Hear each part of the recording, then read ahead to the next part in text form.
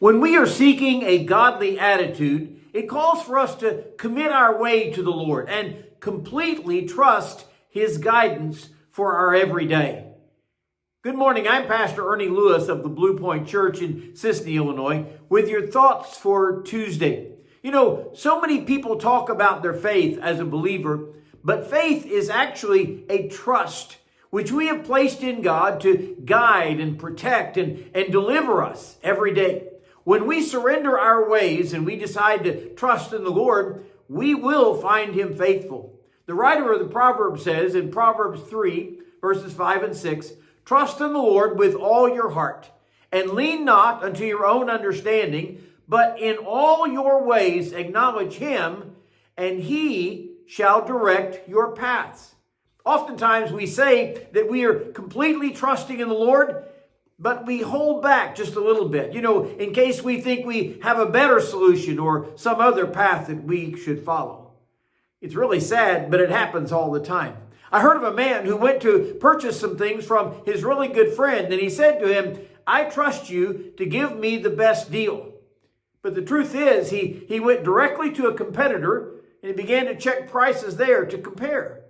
There are those times when we act like we're trusting, but we also take steps to cover in case, we were wrong, or build in some sort of backup to catch us in case we need it. It's like saying we believe the weatherman's forecast today is going to be pleasant weather, but I think I'll throw an umbrella in the car, just in case we happen to need it.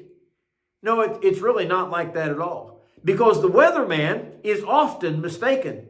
But the Proverbs are saying here, place your trust in the Lord from the heart, for He is trustworthy. We know from His Word, even our own experience, that God has been faithful. This means we trust the Lord with and for everything in our lives, whether it's our finances or our health or our family's future, our safety, maybe even our protection, and certainly for our eternal destination.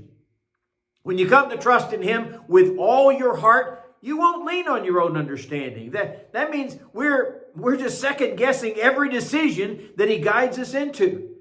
It seems only logical that we don't lean on our own understanding, partly because we've done that before. And look at the mess it's brought us to right now. We oftentimes make those mistakes. Our understanding is worldly. It's often faulty. It's selfish. And most of the time, it leaves God out of the equation completely. He says, in all your ways, acknowledge Him. That means we're going to seek His counsel in everything we do, in wherever we go. I think a lot of times, even in the relationships that we build and the people that we know, we need to realize that we're seeking His counsel in everything. And it's far more than just acknowledging Him, where we say, well, I see God's way, but I think I'm going to follow this other path. It looks to be more promising. First of all, we acknowledge that God's way is the smartest and the fastest. It is certainly the godliest way that we could follow. And when we surrender to God's way, He will direct our path. The short-term road you should take, the life journey map that we need to follow, even on our road or our journey into heaven.